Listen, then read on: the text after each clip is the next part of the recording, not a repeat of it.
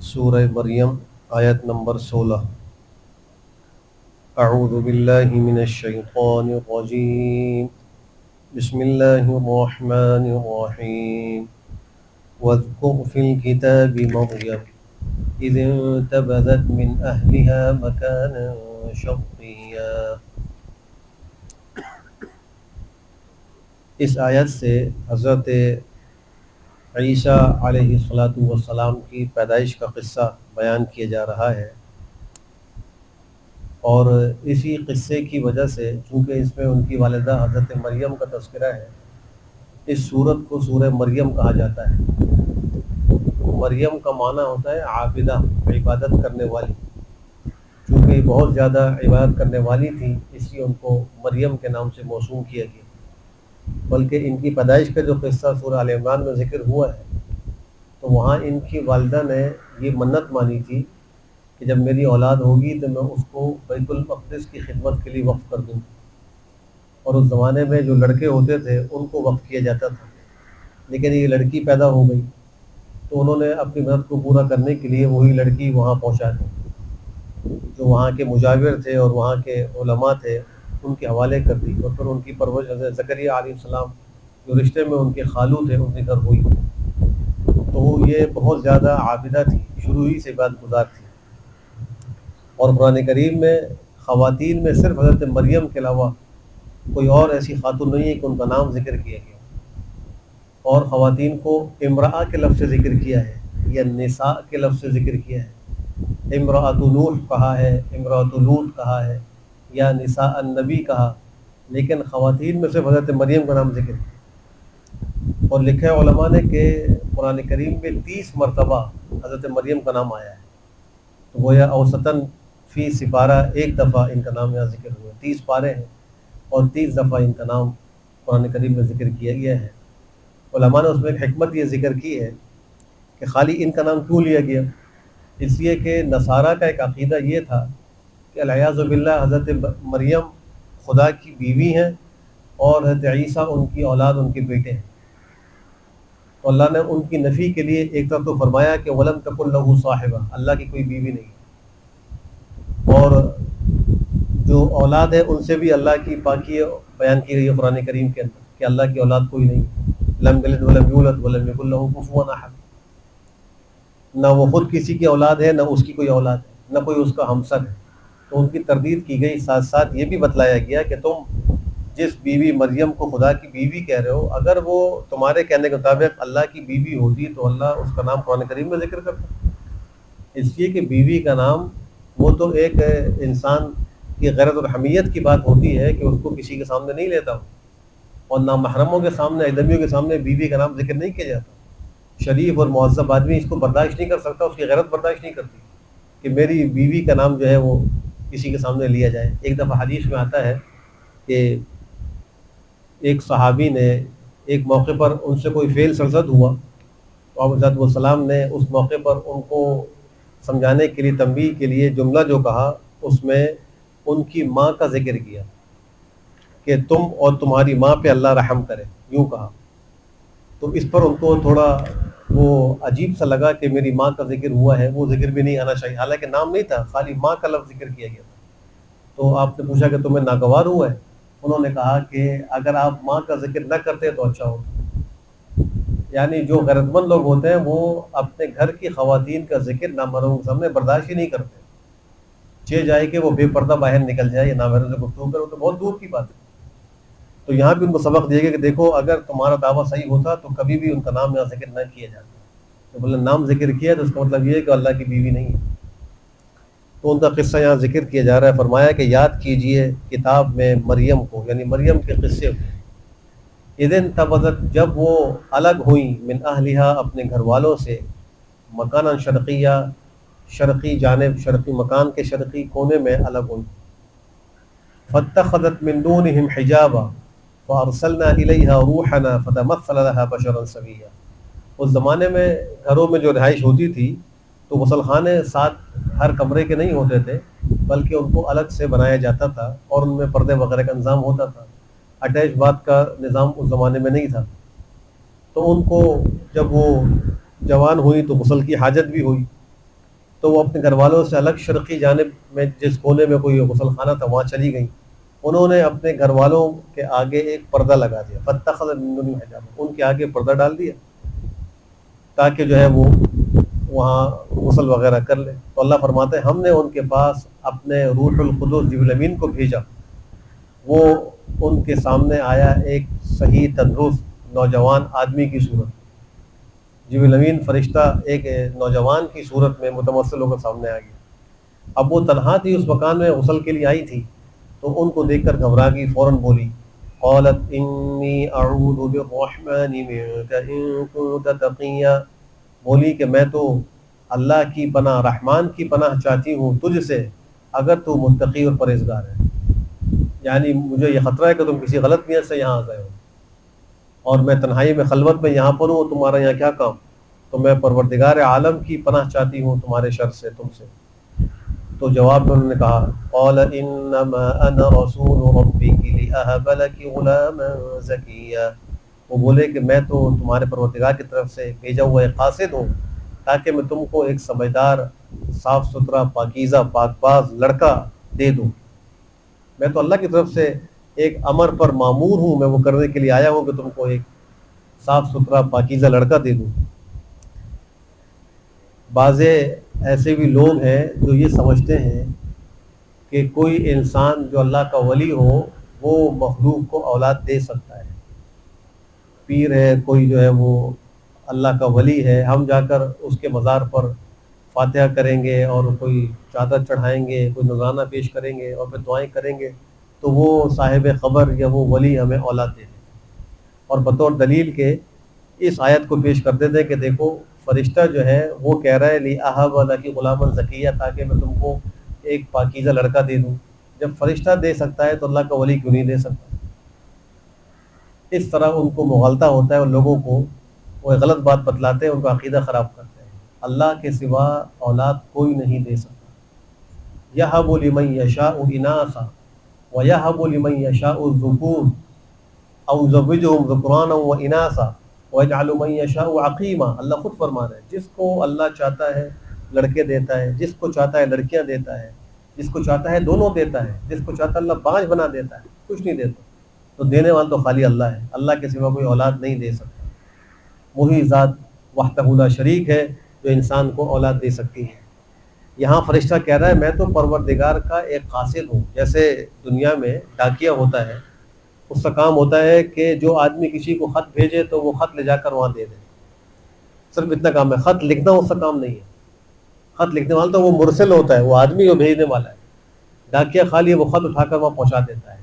تو بالکل اس طرح سمجھ لیجئے کہ فرشتہ جو ہے اس مسئلے میں اور دیگر مسائل میں اللہ کی طرف سے ایک قاصد کا جو کردار ادا کرتے ہیں. وہ خود کوئی چیز دینے والے نہیں ہوتے. جیسے ایک قاصد اور جو ڈاکیہ ہے وہ خود کچھ نہیں دیتا بلکہ وہ تو ایک پیغام پہنچاتا ہے. فرشتوں کا بھی کام یہی ہے، اصل دینے والے اللہ ہے. وہ یہ نہیں دیکھتے کہ انما انا رسول ربک، وہ کہہ رہے ہیں. اور پھر اس کے بعد آگے چل کر اللہ خود فرما رہے ہیں ہوا علیہ حین، وہ تو مجھ پر بڑا آسان ہے. یعنی بغیر باپ کے لڑکا دینا میرے لیے بڑا آسان ہے، میری قدرت کے آگے کوئی چیز بعید نہیں ہے. وہاں یہ نہیں کہا جا رہا کہ وہ فرشتہ کہے کہ مجھے اولاد دینا بڑا آسان ہے، میں تم کو دے سکتا ہوں. اللہ فرما رہے ہیں، پروردگار یہ کہہ رہے ہیں کہ میں تم کو جو اولاد دے رہا ہوں بغیر باپ کے، یہ مجھ پر کوئی مشکل نہیں ہے، آسان کام ہے. تو عقیدے کو درست رکھنا بھی بہت ضروری ہے. عقیدے کی خرابی سے سارے اعمال برباد ہو جاتے ہیں، انسان کے اعمال کا ثواب سب ضائع ہو جاتا ہے. عقیدے کی حصہ بہت ضروری ہے. قالت انا یکون لی غلام ولم یمسسنی بشر ولم اک بغیا، وہ بولی میرے لڑکا کیسے ہو سکتا ہے حالانکہ مجھے کسی انسان نے ہاتھ نہیں لگایا اور میں کوئی زناکار باغی عورت بھی نہیں. دنیا میں اولاد کی دو ہی صورتیں ہیں، ایک حلال ایک حرام. حلال صورت نکاح ہے کہ انسان جائز نکاح کرے، اس سے اس کو اولاد ملے، اور حرام صورت ہے زناکاری. تو ان کے علاوہ کوئی اور صورت اولاد ملنے کی اس دنیا کے اندر نہیں ہے. انہوں نے دونوں کی نفی کر دی کہ نہ تو میرا کسی نکاح ہوا ہے کہ کوئی بشر مجھے اس نے چھوا ہو، اور نہ میں کوئی زانیہ فاجرہ عورت ہوں، تو میرا لڑکا کیسے ہو سکتا ہے. قال كذلك قال ربك هو علي هين ولنجعله آية للناس ورحمة منا وكان أمرا مقضيا. تو وہ فرشتہ بولا اسی طریقے سے ہوگا، ایسے ہی ہوگا. کہا ہے تیرے پروردگار نے وہ مجھ پر بڑا آسان ہے، یعنی تجھے اولاد دینا مجھ پر بڑا آسان ہے، دینے والا اللہ ہے، اور تاکہ میں اس کو بناؤں نشانی لوگوں کے لیے اور رحمت بناؤں اپنی طرف سے، اور یہ ایک ایسا امر ہے جس کا فیصلہ کر دیا گیا ہے، ایسے ہی ہوگا۔ اس سے پہلے اللہ حضرت آدم علیہ السلام کو بغیر ماں اور بغیر باپ کے پیدا کر چکے، مٹی سے پیدا کر چکے، خلقہ من تراب، اللہ خود فرماتے ہیں کہ اللہ نے ان کو مٹی سے پیدا کر دیا، اور حضرت حوا کو اس سے پہلے اللہ پیدا کر چکے تھے حضرت آدم کی پسلی سے۔ تو جو ذات بغیر باپ کے مٹی سے پیدا کرنے پر قادر ہے، بغیر ماں کے پیدا کرنے پر قادر ہے، تو پھر بغیر باپ کے اولاد دینا اس کے لیے کیا مشکل ہے؟ فحملته فانتبذت به مكانا قصيا، پس انہوں نے اس کو اپنے پیٹ میں اٹھایا اور ان کو لے کر علیحدہ ہو گئی ایک دور دراز مکان میں، قصیہ دور کوئی جگہ تھی، وہاں چلی گئی۔ فأجاءها المخاض إلى جذع النخلة قالت يا ليتني مت قبل هذا وكنت نسيا منسيا، پس ان کو لے آیا درد ذہ، جو تکلیف ہوتی ہے ولادت کی، وہ ان کو لے آیا، اس نے ان کو مجبور کیا ایک کھجور کے جڑ کی طرف، کھجور کے درخت کی جڑ کی طرف اس درد نے مجبور کیا، وہاں چلی آئیں۔ قالت، اس وقت انہوں نے فرمایا، کہا، یا لیتنی، ہائے کاش میں اس سے پہلے مر چکی ہوتی اور میں بھولی بصری ہو چکی ہوتی۔ ان کو اللہ کی قدرت پر تو یقین تھا، لیکن قوم کی بدنامی کا ڈر دل کے اندر لاحق تھا کہ قوم کیسے مانے گی، وہ تو انکار کر دے گی، میرا کیا حال ہوگا، پھر لوگ مجھے میرے بارے میں کیا سوچیں گے۔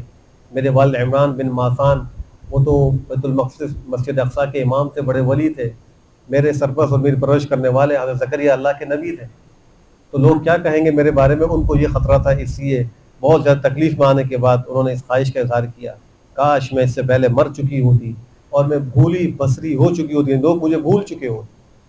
فناداها من تحتها ألا تحزني قد جعل ربك تحتك سريا، پس پکارا اس نے ان کو ان کے نیچے سے، جس جگہ آ کر وہ بیٹھی تھی کھجور کے تنے سے ٹیک لگا کر، تو وہ ایک اونچی جگہ پر درخت لگا ہوا تھا، نیچے جو جگہ تھی وہاں پر فرشتہ آیا، اس نے پکار کر کہا کہ تم کوئی غم نہ کرو، تمہارا پروردگار تمہارے نیچے سے ایک بہتا چشمہ بنا دے گا۔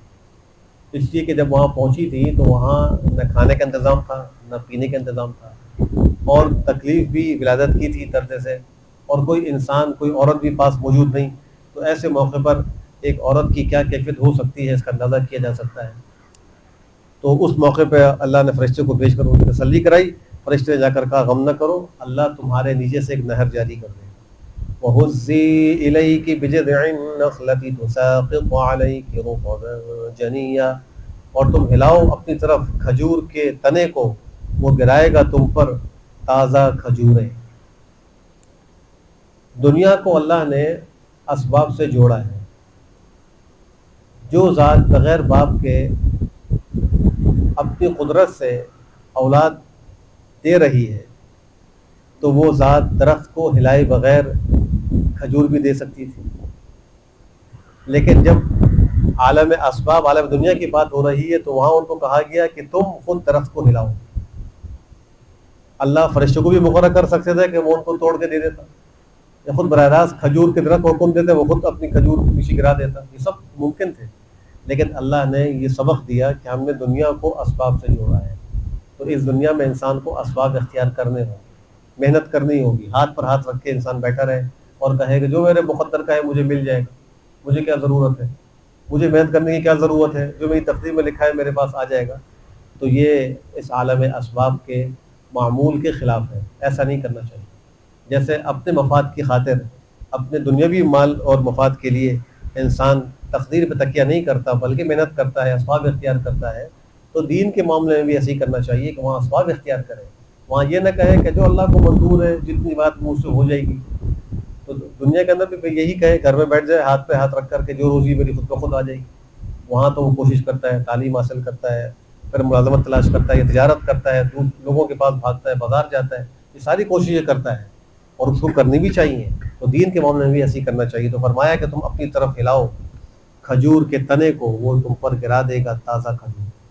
ایک طرف تو یہ سبق سکھایا، دوسری طرف اس موقع پر، اس حالت میں عورت کو گرم چیزیں یہ موافق ہوتی ہیں، اس کی ضرورت ہوتی ہے.